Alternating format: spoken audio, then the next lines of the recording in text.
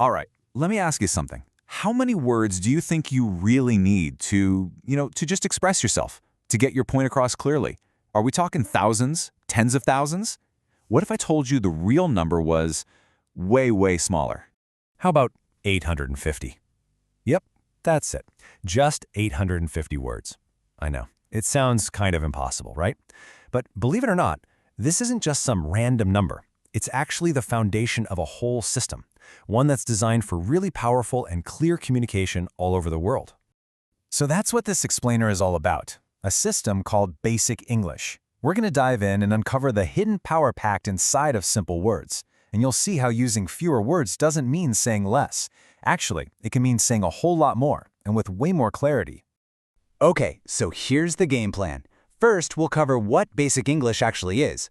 Then we'll zoom in on one amazing word, ship, as our case study. We'll check it out as a noun, then as a verb, and then we'll tie it all together to see what this tells us about the power of a single versatile word. So, what is this system really? Well, think of Basic English as a super simplified version of English. It's all built around this core list of just 850 words. And the goal here isn't to limit what you can say. Not at all. It's more about creating a really clear and efficient toolkit for things like international communication, teaching, you name it. And that brings us right to the star of our show today. The word ship. It actually made the cut. It earned its place on that super exclusive 85-word list. And, I promise, by the time we're done here, you're going to see exactly why it's such a perfect example of how brilliant this system is. Yeah, we're putting ship under the microscope because it leads this fascinating double life. I mean, it's just one simple word, but it does the work of so many others because it plays two totally different roles in the language. All right, let's start with its first identity. You know, the one we all know. Ship, as a noun, a word that just names a thing. So in this role, the definition is pretty much exactly what you'd guess. A ship is a large boat. Simple, right? It's a physical, concrete thing that we can all picture, whether we're talking about a single ship on the horizon or a whole bunch of ships. In this sentence here shows it perfectly. We sailed by ship from England to Italy. In this case, ship is the how, right? It's the actual physical object, the vessel, that carried them across the water.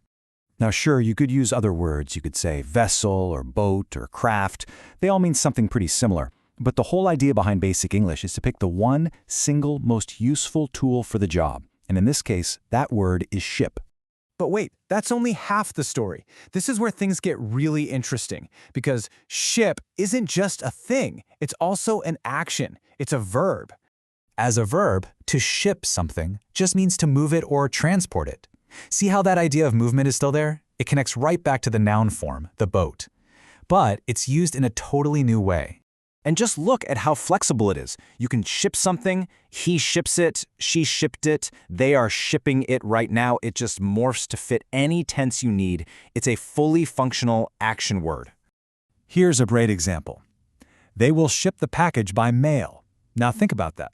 There's probably no big boat involved here, right? The word has grown to just mean the general act of sending something. And get this, look at all the other words it can replace. Move, transport, transfer, send, shift. All those ideas, all those concepts about movement can be covered by this one simple word, ship. Now that is what I call efficiency. Okay, so let's tie all this together now. This is really the heart of it, because this isn't just some boring grammar lesson. We're talking about a core principle of powerful communication that works anywhere in the world.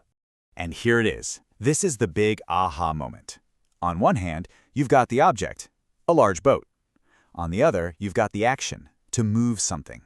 It's a thing and a verb, all packed into one tiny four-letter word.